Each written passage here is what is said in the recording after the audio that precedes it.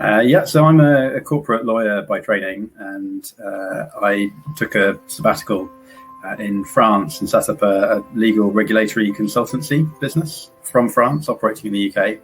And there was a problem of just trying to figure out how I should be taxed and what the different legal issues were.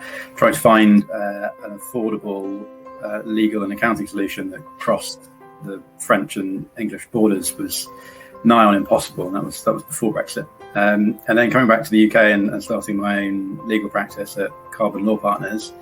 Again, similar sort of problem, trying to find overseas advisors for my clients that fit the same sort of mould that we were providing. So the same sort of advice, the same sort of flexible fee structures and that sort of thing. Normally, if you go looking for advice abroad, you tap your own network, and then when that runs out, you ask your fellow partners. And then when that runs out, you go to a Google search or the listing sites in the relevant countries, and they're all very hit and miss, those solutions. So there should be an easier way.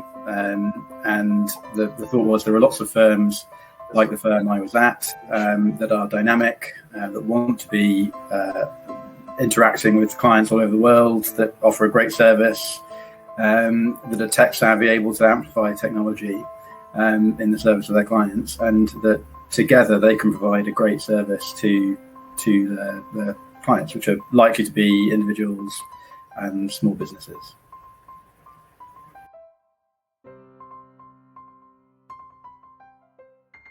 So it's interesting from being a lawyer advising small businesses to then jumping across the boundary to working on the other side.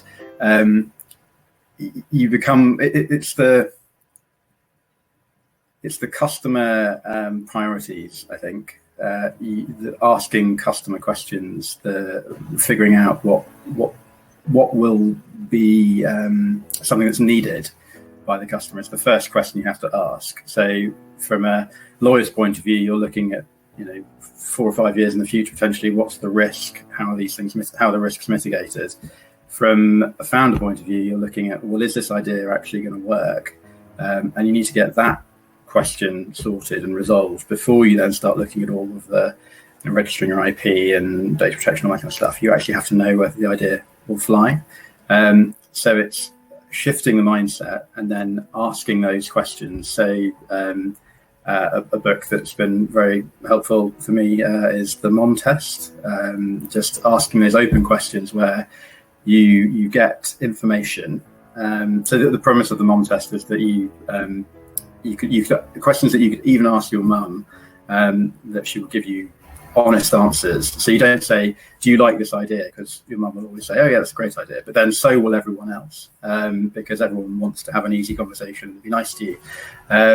So you ask questions like, say, when was the last time you did this? Or what happened the last time you needed this service? And then you get more open information, you find more interesting information out. So having those conversations, and then once you get that information, then sort of pivoting, adjusting what you've already thought about to try and make it slightly better.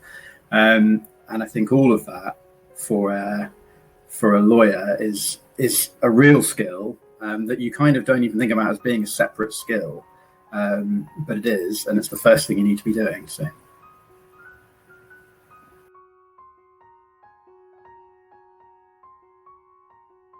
I think there's a real overlap there should be a real overlap between technology and law and the way that they work, because fundamentally they're both decision trees. They're both structured in the yes/no binary state.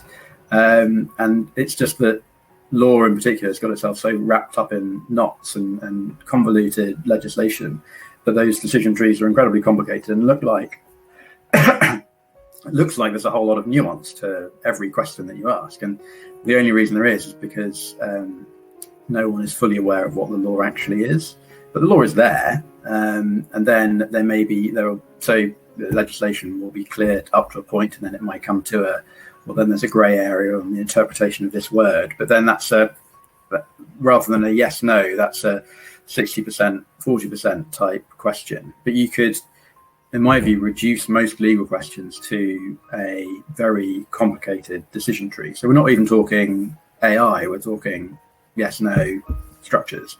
So, and that, for me, that's sort of, I think I have a sort of fairly systematizing type brain, fits quite well, I think, with when you're building a site or any program, and it's sort of, if this, then this, else this, then, it's the same. Your coding and writing legislation should be very similar.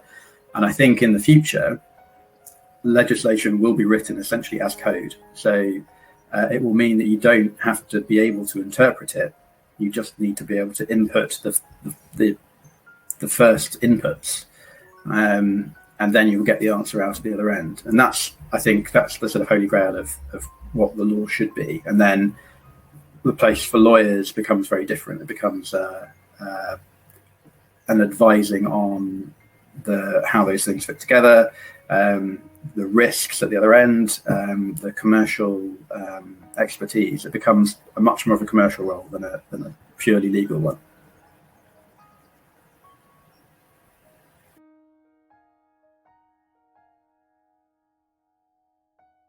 The more the merrier. So I think that's the other thing about this particular idea is that it's not, like I say, it's not new in the sense that there's no new technology here. It's not new in the sense that we're providing legal and accounting advice. There are millions of lawyers and accountants. So there is room enough for everyone in this space. And our competitors, on the one hand, are big existing law and accounting networks that provide advice to the sort of larger businesses around the world, and they're really high net worth individuals. And then on the other hand, you've got sort of like Lexu and the sort of the tech providers. So there are people in this space already. My view is that I've got a unique angle on it, and I'm bringing something to the table as a convener, as a bringer together of a large team that can be greater than the sum of its parts, that I don't think other people will do. So if everyone else wants to have a go, I think it's great. I think the more people that are trying to make the provision of legal and accounting services better is much, it's better for everyone.